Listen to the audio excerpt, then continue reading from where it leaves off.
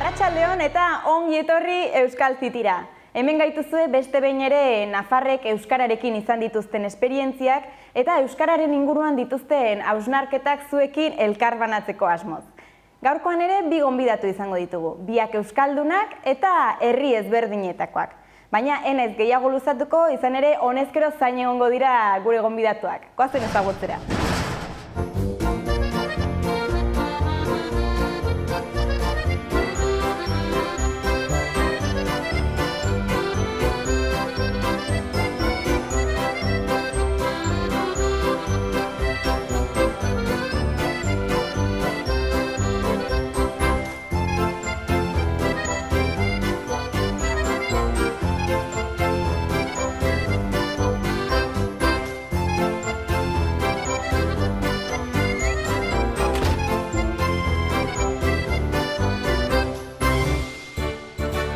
Arratsaldeon, ikusten dut prest ditugula gaurko gure gonbidatuak. Amaia, gaur bestaz besta utzi eta Euskal Zitira animatu zara, Bai, gogoekin nintzen, hemen ere bai pixert xoko bat hartu eta egoteko eta torri gara. Hori da, zu gainera asko duzu kontatzeko, Amaia. Eguzu pixkatola aurkezpentxoan ondi zatozen, zertan zabiltzan?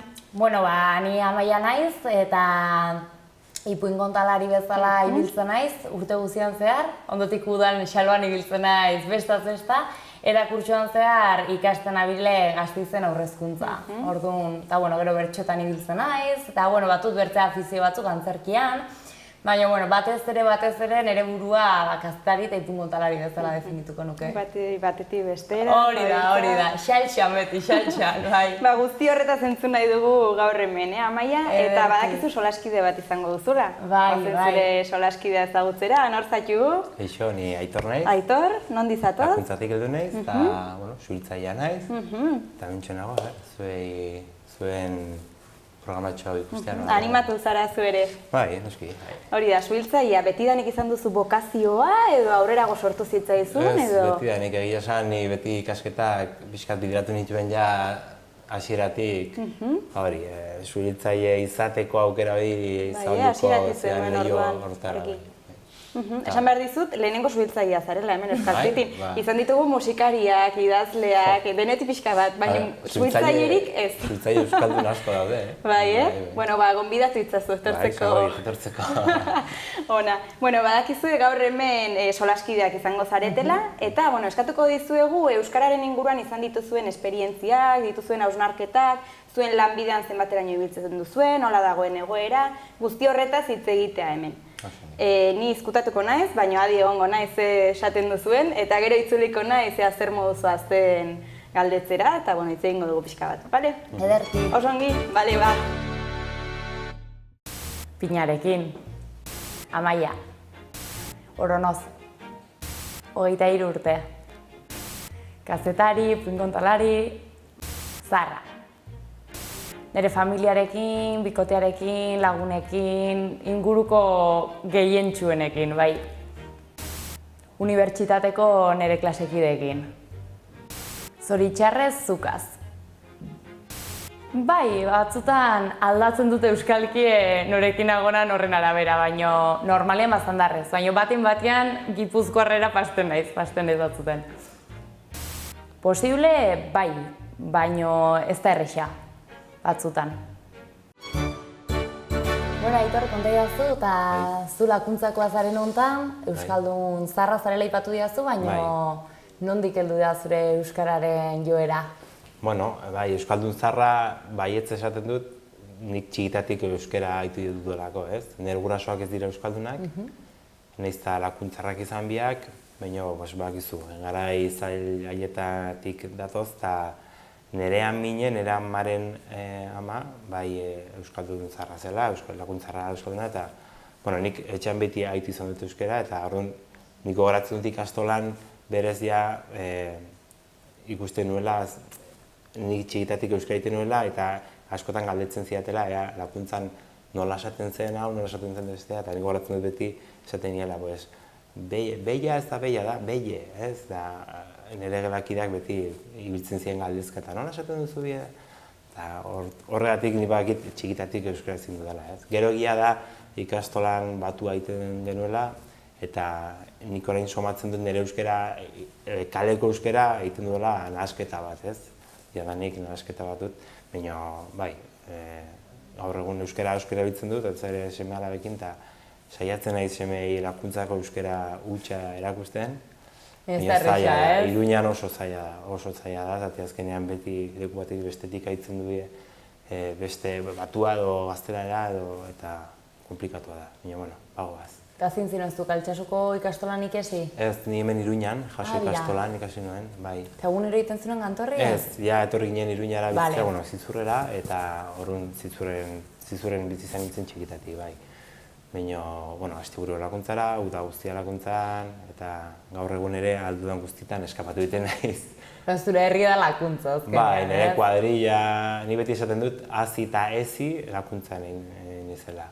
Bai, nire biziontako momenturik politenak eta bai, gaztetasuna eta juergak eta dena eta kuadrilla lakuntzara dut, eta bai, han ere gustora biziko nintzateke, baina beti ezin da, ez da posible. Eta zu bastan darra esan duzu? Bai, nire etxeko egoera diferentia da, nire aiten aldetik bai badago familia erabat euskalduna ez, bai aita atxi, amatxi, nire aite ere euskalduna eta gainera bertsolaria da, orduan beti euskara mundua, murgildua, baina nire ama etzen euskalduna. Nire aman gurasoak, Riojakoak eta Toledokoak ziren, eta etorri ziren, haundiz torri ziren bezala ez, Nafarroara lanera. Eta orduan oroitzen naiz, nire amak nola erten zatan, karo, berak euskal kultura baztanera joan arte, ez zuen bizitu hurbiletik inondik inora. Eta orduan joan zen Bertizera lanera, badago bertan Natur Parke bat, eta gantzenean Bertizera eta Oronozen jarri zenean bizitzen, batean konturatu zen, Oronozen izaten altzinen ezkerrekoa, eskuinekoa, erdikoa, nahi zinuena, denek solasten zutela euskara ez. Eta orduan konturatu zen euskara hor baizela komunikazio bide bat ez. Eta gero nire aitekin zautu zen euskal kultura, horrekin ere busti zen. Eta orduan erabaki zuten aurrak eduki aurretik nire amak euskaraz ikastia. Bai, eta beti etxean beti izan duz giro arron euskalduna, eta bai aman familiakin erderaz mintzatzen naiz, baina aitiekin eta familiakin eta bai beti euskeraz. Bai, eta eskolan ere bai, nik bizitu dut horiez, azkenean ja euskalduntze prozesu bat sakonagokoa, eta gehientsuenak bai kuadrillan eta beti izan gara arron euskaldunek. Bai. Eta ikasita eskola Oronozen bertan? Bai, txikiten bai, gero lekarozera ginen, institutora. Eta bai egia da, bai egon da generazioren bat, non aurrak bidaltzen zituzten batzuk erderara, oinik etzagunean arrasargi elebitasuna funtzionatzen zuen edo ez. Eta bai da egie, kuadrillan adibidez Oronozen, kuadrillako bat ganda eredura, eta matendata batzutan errabi ez, baina bai bera dagoenean onditzetan kliko egiten dugu eta erderara jotzen dugu eta bera egitekin solasten du euskeraz, baina onditzetan zenbat kostatzen den rolak aldatzea. Kuadrillan berdina gertatzen zaigu. Lakuntzakoan? Bai, kuadrillan denak ez dira euskaldunak, orduan beti izaten du joera erderara jotzeko ez, baina euskalduna garenok eta lakuntzako euskera pixkat mantentzen dugunok, saiatzen gara euskera zituen eta euskalkia mantentzen. Pina gabe. Aitor. Lakuntza. 38. Suhiltzailea. Euskaldun zarra. Oain seme alabakin, eta lagun batzuekin bai, lanean ere erabiltzen dut. Nahi baino gutxi baina bai, erabiltzen dut. Kuadrillako egin gehiago, batzuekin gehiago, beste batzuekin egiten dut, baina beste batzuekin, ez da hobetu genezake bai. Normalean zukaz, baina ikaz batzuekin ere bai, eta inguruko arbizuko eta jendeakin elkartzen bat naiz, askotan ere ikaz ere, baina gehien bat zukaz. Gaitasun hori dekatera esaten dut nik, berez lakuntzako euskera erabiltzen dut, baina badakit ere baztangoa pixkat moldatzen, baztanen ere ibili naiz, Eta, bueno, badakit hitzak eta badakizkit sartzen bai. Nahi izan ezkero, bai, baina ez arresa ere. Baina ez arresa, beti ere ondoa mandin bauzu erdalduna den bat, bai, eta egia esan, beti nire buruari hori errua botatzen diot, baina gaztetasuna eta kuadrian erdera asko egiten ginen, ez? Baina gero kontzientzia hartzen duzu, hasten zara ja esaten, bueno, zergatik ez? Eta, bueno, ja rolak aldatzen eta esi batzuk botatzen ere, eta segituan ikusten duzu euskeraz ongi moldatu ez, ongi gustora zaudela, ez, pertsonarrekin, eta, bai, sortez batzuekin ja hain euskaraz egiten dugu, gerozta gehiago. Neri pastu zait, nire ama gaur egun txantrean bizi da, eta orduan baut txantrean kuadria 12 urtetatik edola, ez? Eta egia da, sartu ginenen kuadrian, sartu nintzenen kuadrian, bazagun erderarako joera nahikoa, bai, DBH bat edo hortik ibiliko ginen, baina gero bai ginen hausnarketa bat ere bai ez, eta eran ginen joe. Osa, gure gurasoa gainera gauza da, nire kuadria da Arturo Kanpionekoa. Eta hor gertatu zena izan zen, 84an, justo gu jaio ginen urte hortan, handik pare bat edo 3 urtetara sartu behar zirenean nire kintakoak eskolara, xularrera, gelditu zen pila jende kanpoan. Eta orduen, haien urrengo aukera zen, San Fermin ikastolara gate edo mugitzea pile bat. Eta orduen, gurasokin zituzten manifapila, mugitu ziren pasada bat, bai, izan zen latza, eta periodikoan agertu ziren. Eta orduen, lortu zuten, ondoan bazagon Arturo Kanpion eskola, zela A eredukoa bakarrik, eta lortu zuten gela bat D eredukoa. Bai. Eta orduen gurasoak zaudenez pixket beldurtuek zerten zuten, erabat erdalduna den eskola batean, gainera gurasoen... Bai, eta gainera gurasoen eguneko handibet zen erdalduna. Eta orduan intzutena zen, atxaldetan hartzen zuten neska bat aurrek usteko jolastu egiten altzela euskeraz, eta egiteko ohitura hori klasetik kanpo euskara solastiana. Eta seguraski izanen gara kuadria euskaldunenetakoa txandrea. Bai, nik errako nuke baietz. Ze beti solasten dugu euskeraz. Eta baztanen ere bai, etorri zen neska bat, Kadizen egona zen, gero Irunen eta eta ikasi zuen 3 hilabetez euskera. Ze azkenean, guk erran genion, torri kuadriara egon gurekin, baina gure kondizioa da ikasi beharra duzula euskeraz. Eta egiten genion itzulpena, baina, karo, zen iguala. Eta bera bazken kriston gogoak integratzeko tala eta ikasi zuen 3 hilabetetan. Eta gaur da, bai, euskal kantak badakizki dena. Azkenean handitzek ere bai, badugula bertze ikuspuntu betez, nahiko etxe, baina nahi duenak iren du. Noski baiet, nik lanean adibidez askotan ikusten dut jendea perfila ateratzen duena, pele bat esaten dena, lehenbiziko, batez ere lanari begira, ez, administrazioei begira, administrazioko zenbait puntu lortzeko, ez, baina gero benetan ez dakit, ez dute interesik edo, ez, bakarrik profesionalki nahi dutela puntu gehi irabazi edo, eta ni horako... Non zaude zuhiltzaile? Ni Araban, Gastizondoan, Langraitzen dago parke berri bat. 7 urte zibili naiz Gipuzkoan lanean. Bai, orden ibilizara Euskal Herri guztitik, ez, bueltaka? Hemen Nafarroan ere saiatu nintzen, baina Nafarroako zuhiltzaileen prozesua edo hautaketa prozesua nahiko alderbesa da. Bai, ez dute lanpoltsarik, edo plaza ateratzen duzu edo ez duzu lan aukerarik, ez? Gipuzkoan adibidez, Euskadin orokorrean lanpoltsa badago eta lanean sartzeko aukera baduzu, ez? Eta ni Gipuzkoan sartu nintzen lanpoltsan hortan, eta 7 urtez Gipuzkoan oso gustora. Non egon ziren? Irunen.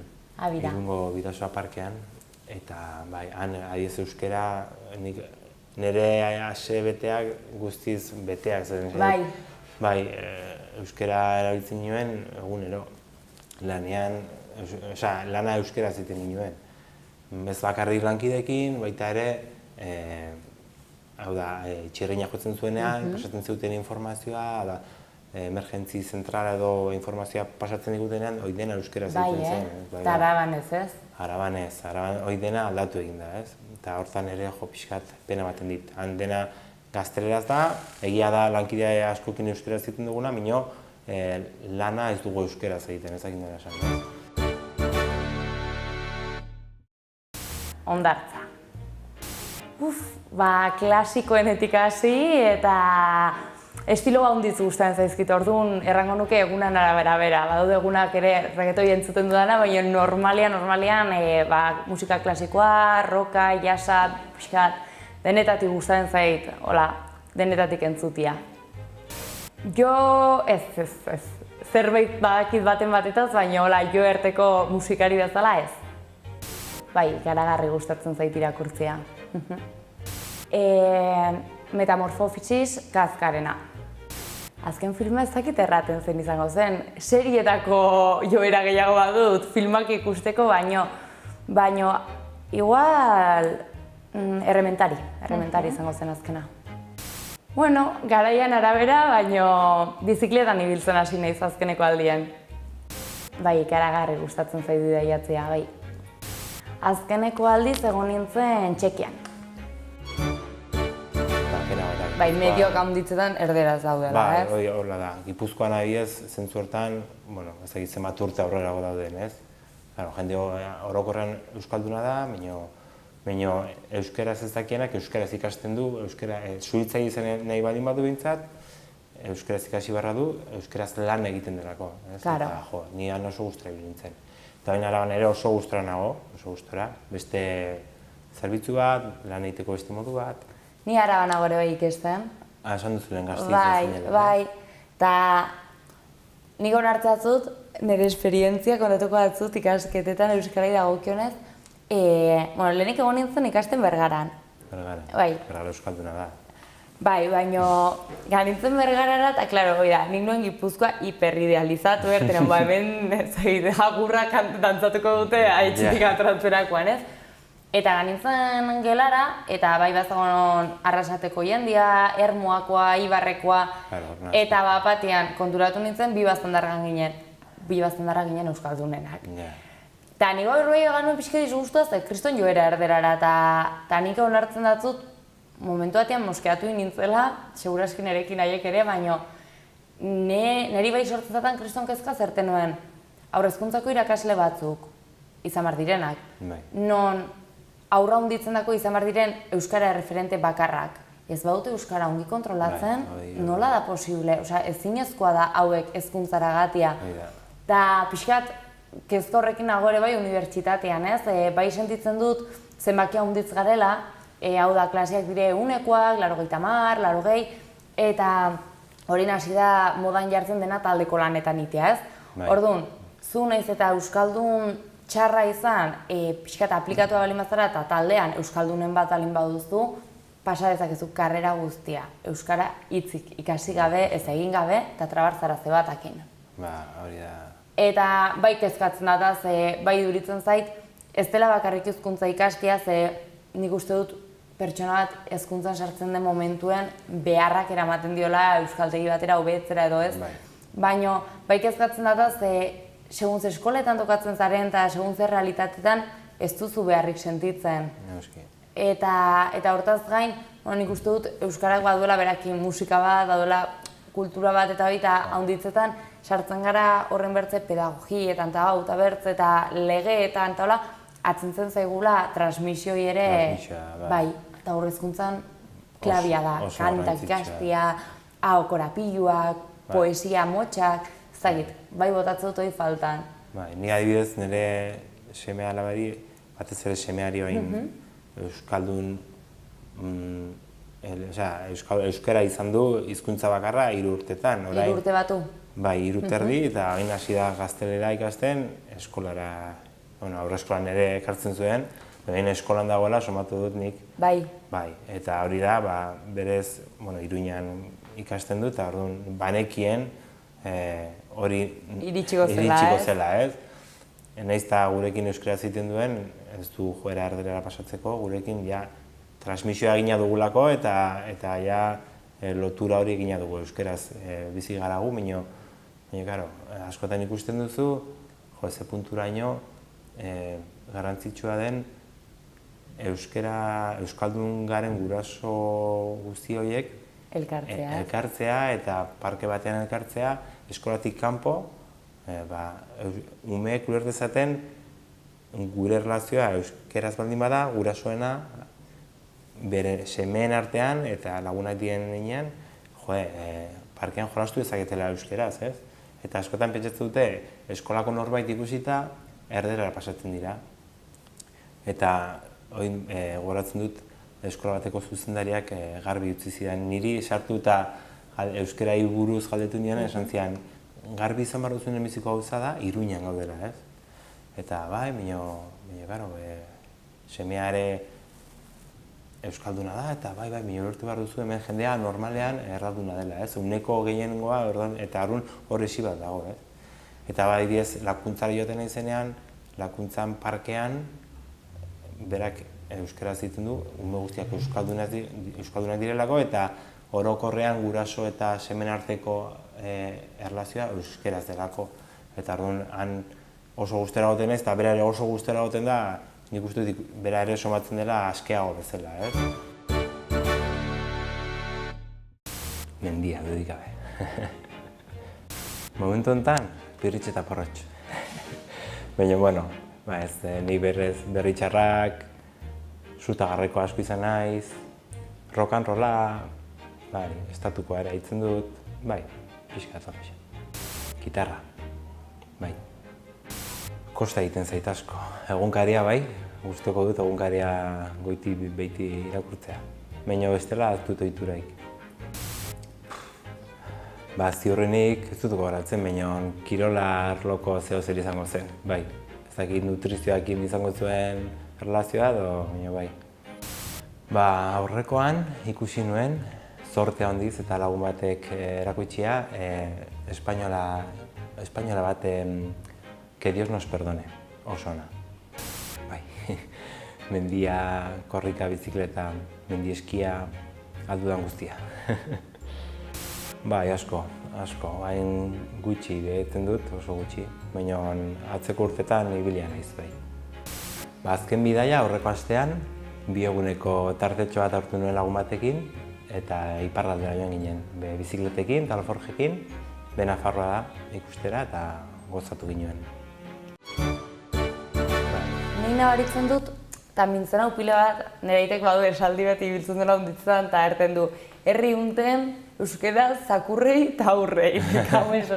Eta bai, haunditzetan, ez dakit zeba iduritzen zaigun erdera solastute ematen dugula elegantiago dola, eta da kontrrakoa, zaunditzetan gaina badu, kriston azentua, eta ez dugu erdera ere dominetzen hori ikaragarriak ibiltzeko, eta niri bai, haunditzetan hori ez, maten hau pena, ze haunditzetan pasten zait gan plazara eta amaguzik aitzen dut erderaz.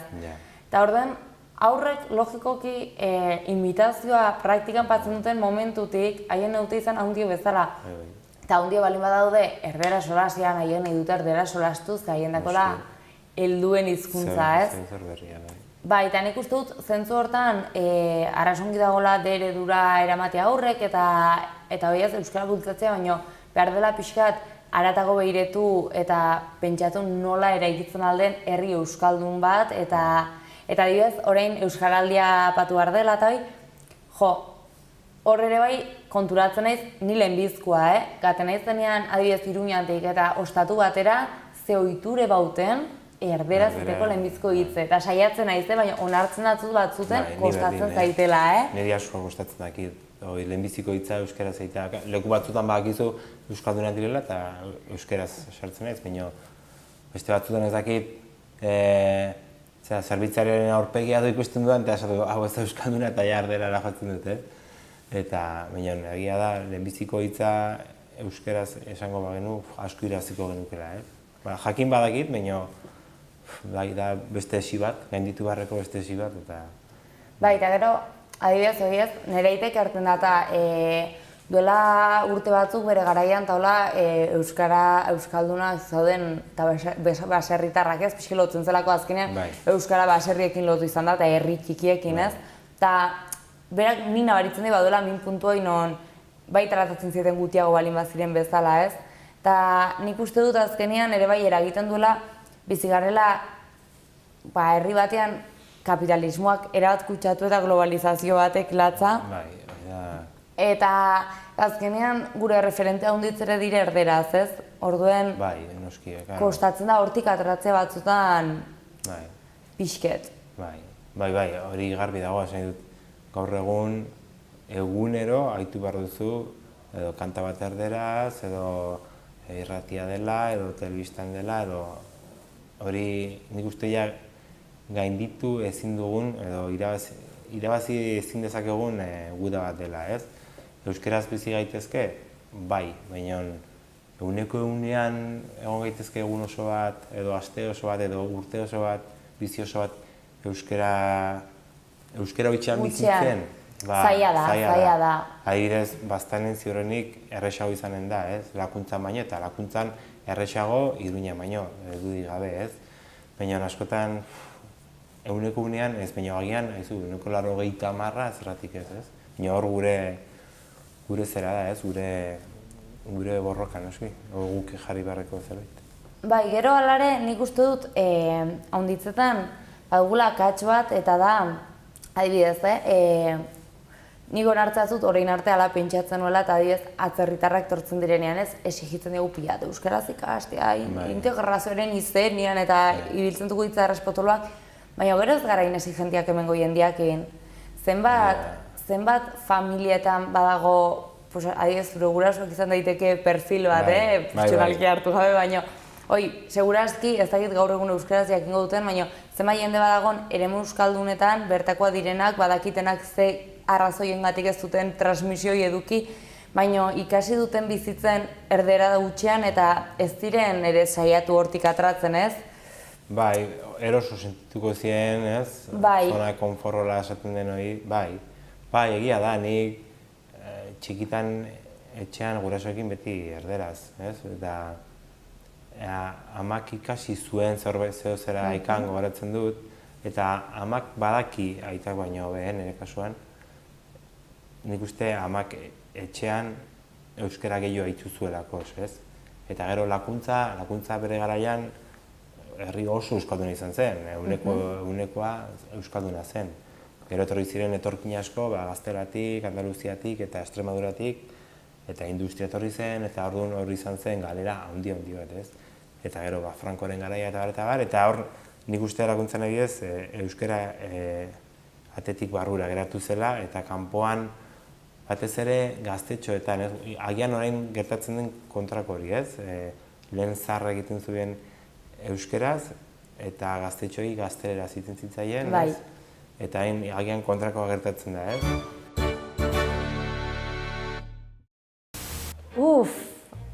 Entzun dudan txiste edo esaldirik hoberena. Nahiko mitikoa da, Berritxarraken disko batekoa da, baina aurreko gunean aspaldiko parte zentzun nun, eta da, dirudizun bezain zoriontsu izan zaitezen opa dizut. Haunditz egon dire alakoak, baina azkenekoa juergan alatra ginen kuadriakoak, eta juergan ginela batek nahasi zaten bertze pertsona batekin, eta orduan sartu ginen paperian jostatu ginuen, eta erranion bertze persona egin nintzela, eta batean torri zen zaun beta erran zaten, Ona maia, eta ni eta orduan lotxa pixket pasa genuen. Nere herriari elkar gehiago zaintzea. Nere herrian xoko arraspoitek daude, batez ere hemen inguruen, bertiz ez da berez nire herria, baina nire herritik sartzen denez bertiz ere kontutan hartuko nuke. Eta gero, segurazki joanen nintzen Arrazkazanera, bertan dagoelako nire lagun baten baserria eta zakurpila bat daude, eta ardia eta gustora gotena izan. Ez dut herri konkreturik, baina gustatuko zitzaiten kostako herriren bat. Nire kuadrilla. Buelta batzuk barko nizkion, ez da galdera, baino aitortu daiteken bekaturen bat.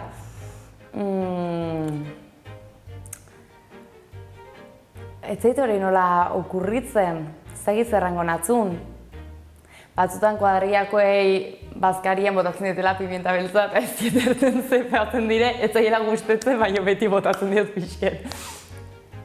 Jende haunditz, miresten dut Euskal Munduan, Juan Cruz Iragarabide, Maialen Lujanbio, Bueno, nik uste dut alorka gamarko nintzela, ez? Orduen alor ezberdinetan, baina nik uste dut Euskal Herrian, bai Euskal Herriko kulturan badagola jendea miresteko arrazoi handiz mandizkigunak eta handiz miresten dut.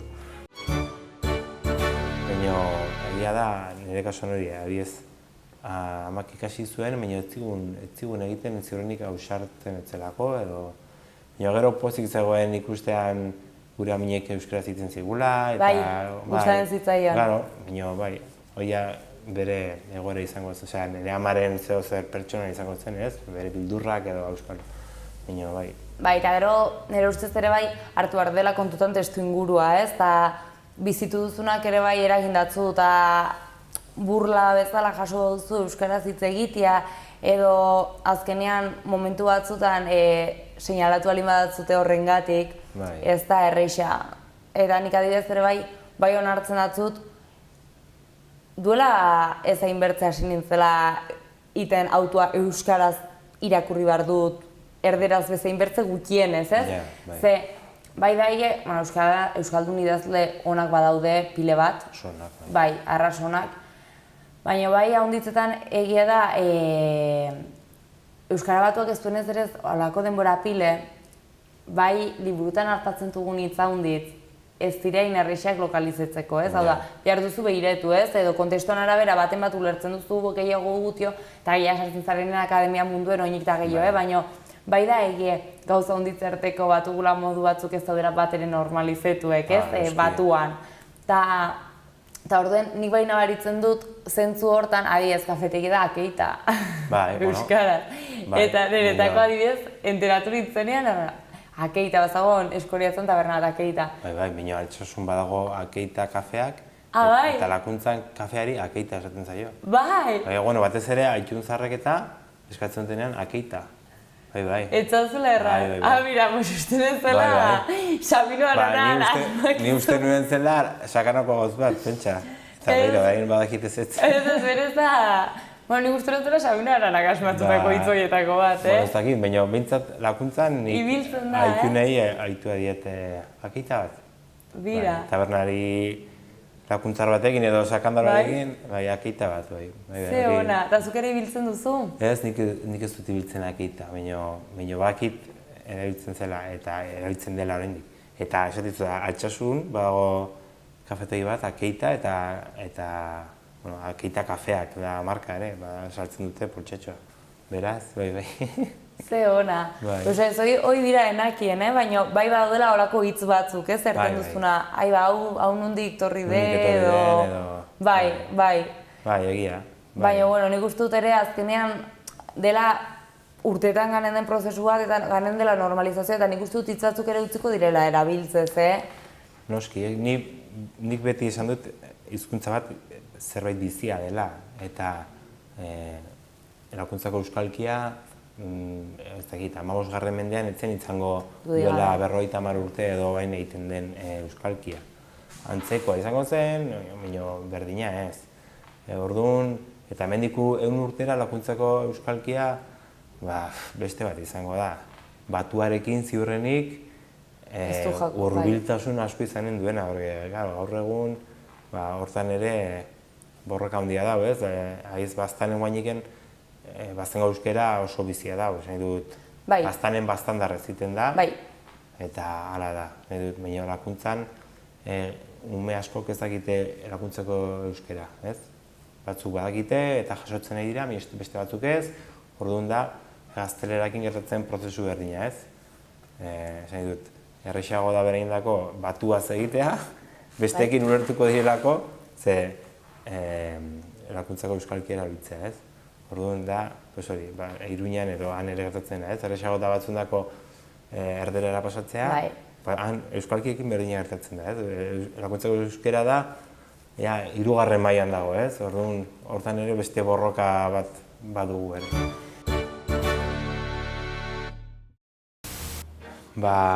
Beti gogoan dut, Zea Maizen kanta batean esaten dut, borobildu dizkidazu ertzak, eta beti gogoratzen dut esaldi hori oso polita da. Ez dut gogoratzen horrein egia esan, ez? Lakuntzari ze falta zaion, nik falta zagit jenduko nioke agian industri pixka bat. Pixka zakartu egiten du irudia edo, baina bestela, ongi dago ere hola dago bezala. Lakuntzako pertsaguna, dudik gabe, abuztuan ospatzen duguna, mendira joten garena eta gero garrian festa egiten dugu eta egun oso politia da lakuntzan egoteko. Baztanen biziko nintzateke oso gustora. Badut etxe bat hor ikusia asko gustatzen zaidana, baina xosik ez dut erosteko. Eta zarautza ere maite dut, asko. Nire herritik, basoa, pagoak, aritzak, bai. Txokolatea, bai, asko. Euskaldun berria den edozein, eta euskaraz ikasi duen edozein, bai. Gainera esaten diet, miresten zaitut niretzako kriston ahalegina da eta miresten ditut, eta hala esaten diet. Bai, gero, azkenean euskalkiek, bai, niretako dire zerbait zoragarri ez, eta arron polite, baina egia da ere bai islatzen duela ze komunikazio falta egon den Euskal Herrian, zehar hizkuntzari dagokionez momentu batzutan, ez, kohesio falta bat egon da, eta hortaz egon dira inbertza aldaera. Baina niri gustatzen zaiz, gainera adiez, behin pastu zitzaiten, nintzen, ikasti zen ikesten, eta galdetu nuen galdera bat klasean, ez? Eta erantzuzatan irakasleak, eta nabaritu zaten aurpegien ez nuela argi ez zatela konbentzitu erantzuna. Eta orduen errazta, Amaia, baino baduzu zalantzen bat zaizte, eta arreo, jaja egiten, jaja. Eta batean, bat zaiten, idor, eta Amaia, eske askotan irri egiten dioz aurpegira, beti zabiltza, jajaja, ez jada ez zer baztandarrez. Eske da, kristona gotuak nintzen, hone galtzea de respeto eta onditzen badeu, kriston graziaz, eta gero bote dira horako gaizki ulertuek, eta izu, hizkuntza batetik, euskalka batetik bertzela nora aldatzen den. Lakuntzan adibidez, ebakiari, ez diogu ebakia esaten, moztua esaten da. Bai. Eta zugaten zara askotan gertatuak niri, eta berra batera joan, moztua eskatu eta mosto bat ateratzea. Bai, orduan, karo, ostras, han moztua eskatzen da, moztu bet. Eta, gero, hori seguntze lekutan, mosto bat ateratzen dut. Eta ni baina lortu dut txip aldatzea, baina batez ere duela urte batzuk eta moztua, eta mosto bat. Zatu nuen, eske, karo, ebakia, jendea bitu eta ebakia. Normala. Eta gainera, gehiago esango dizut, behin euskarazko irakasle batekin hizketan, eta esaten zidan, agian hobe esan da dagoela moztua ebakia baino. Segurazki. Zati, egurra zeiten dugu, berak esaten zidan, egurra zeiten dugu moztu ala ebaki.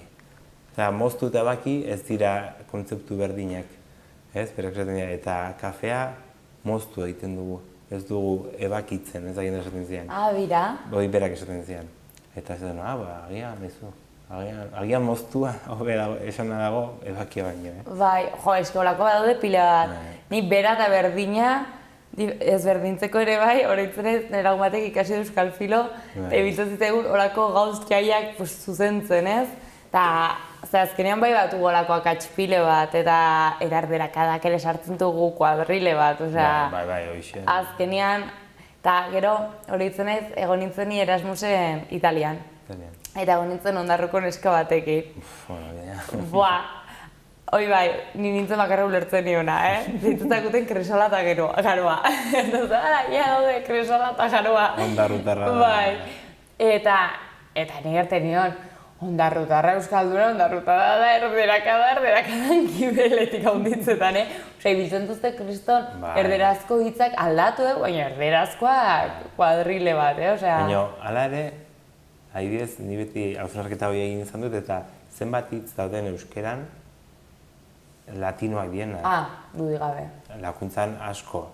Berez, lakuntzako euskalkia ematen, euskalkikoak dienak, eta badirudite kriston euskara zarra izanen dela, eta gero pixkat behiratzen dituzu ongi sustraietan honik edu den, eta lakuntza dago dermilue.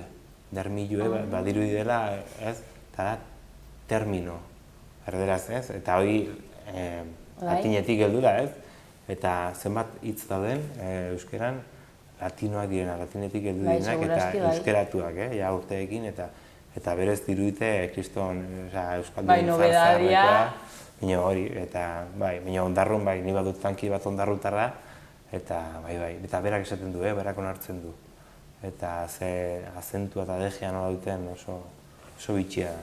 Bai, azkenean ikadibidez lanangatik taola, ipuin kontaketetan taola ibiltzen naizenez Euskal Herri guztitik, bai saiatzen naiz batua ibiltzen. Baina bai onartzen atzut adibidez batzutan erten dutela, guatzia, eta denerren haute, zer da guatzia, eta oea, eta azkenean edo beti kontatzen normalian, obra ezberdinak egiten dute, baina obraren batean sartzen dut beti, egon zaten ez edaztan, publizitatean. Noski.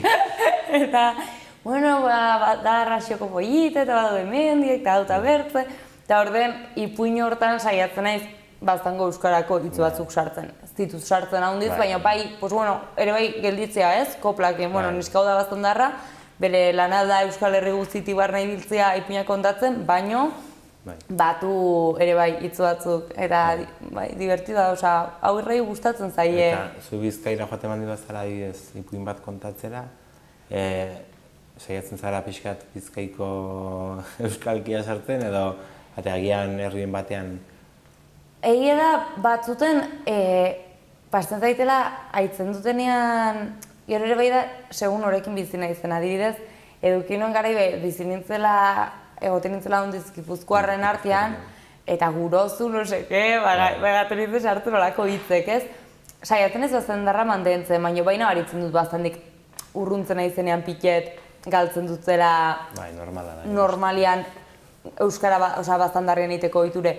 Gustatzen zait pile bat itea baztandarrez, egiarran. Eta gero, bizkaitarra eta hitzen bat bai, baina normalean egiten duz batuan, ze... Errexago, ez? Bai, eta gero, ez dakizu inoiz ipuin kontaketara norretorri bar den ere ez. Ja. Orduan, egoten alda bizkaitarrak direnak, baina egoten aldire euskaldun berriek edo batuan seme-alaba direnak, eta orduan, horre bai ikasi barra da pixket eramaten. Baina bakizu zer dagoen arren ongi, gaten ez Arantzara eta Mintzala baienera, aterpetxera, eta egiten dute aste bat euskaraz, ez? Edo lako zerbait bago proiektu bat, eta gaten dire A-ereduko eskolak, D-eredukoak Arantza eta Mintzala baienera bizitzera euskaraz, ez? Eta A-eredukoak haunditzetan hoi haien maila da arron txarra, eta erran barra da, nire izela pertsona bat espresio bat bate, gustetzen zait, gestikuletzia dena. Belexen urtuko dute, ez? Baina egoten dire, superradi. Bai, eta da gozada bat, nion hartatzut lehenengo aldiegan nintzela, hau izan behar da txapuza bat, latza, enautik bat, kasuik, eta erten aber zer moduz atratzen den. Eta, aposto bota ginuen, aurkezu nuen nola proiektu, eta erren hemen gaba, aintzin. Eta batean hori konturatzen zara, funtzionatzen duela, eta nion hartatzut emozionatu nintzela. Bai, ze gusten duzu, haiek ere bai bizitzen dutela bertze modu batean euskera. Modu hortan ze ikusten dute, eta nik soiez kontatzen diet, haiez A-eredukoi kontatzen diet nola nik ez nakien erderaz solasian ez, eta nererako nola erdera solastia zen, ze gauza raroa, ez da, haiendako zen kriston flipa dartia. Zurerako zen erdera solastia raroa. Bai, eta gustatzen zait, guztiak gozatzen aldea, gaia saiatzen ez humorezko ipuinak sartzen, eta lotzea ere bai euskara diversioakin, ez, divertitzen altzarela, gozatzen alduzula. Erakargarriago izateko, bai. Bueno, argi utzi guztue izlari finak zaretela, sekulako izjarioa, isilduretzarete egin, baina oso kontu interesgarriak. Euskararen gaia jorratu duzue atopera, bai Euskara kalean, kuadrillan, irakaskuntzan baita ere, aipatu diguzu Amaia, gero euskalki ez ere aritu zarete, hainbat pasarte baita kontatu dizkiguzue. Galdetu nahi nizuen, zer egin zaizuen besteak esan duenetik horrela deigarriena edo? Niri, bere lanbidea oso politxero ditzakit. Ipuin kontalaria, bere lanbidetako bat. Hori da lanbidetako bat. Ni azotan ipuin kontalari eta joten ez txikikin, eta ni ere oso erne goten ez, ze polita den aurren zera atentzio eta arreta deitzeko hori hartu gaitasun izatea, hori, bai. Eta oso esan duenean, ez politia. Eta zuri, Amaia? Bueno, niri egiarran Aitorri duritu zait, arras mutiko jadorra egiten erte batzu eta arron gustora goni solasian. Eta errango nuke, intzaitela pixket berexie, azkenean, haunditzen herriekin zer lotura dugun, bertan bizi egunero ezin, pues, aitatxi eta amatxi balimatu guangoak edo kuadriak nola eragiten duen herri izaera hori hartzeko, ez? Eta iruditu zait arras kurioso eta polite, ez? Azkenean zuk edukitza olako lotura estu lakuntzakin eta bai, iruditu zait nahiko emozionantia, bai. Bai, nahiz da Iruñara joan bizitzera bera jarraitzen dula lakuntzarra izatea, ez da? Bai, eta herriek bauten xarma bierez, ez? Azkenean nik uste dut dene gustatzen zegula gure herri eta oinarri horiek edukitzea, bai. Esperientzia positiboa izan da orduan aurrez ezagutzen etxe denuten pertsona batekin elkarrizketa bat. Igual bertze kafen bat hartu harko dugu. Hemengo elkarrizketa jarraitzeko. Hori da, ze askorako duzue.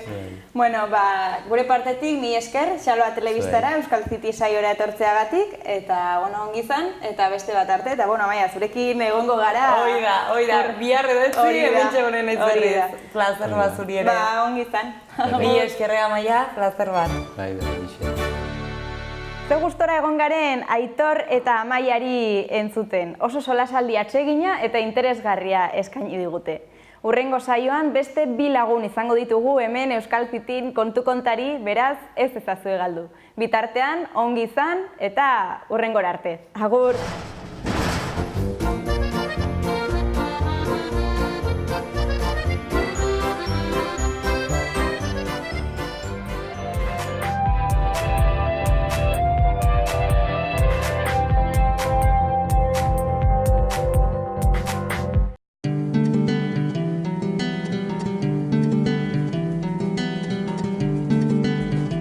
Saio hau Nafarroako Gobernuak diruz lagundu du.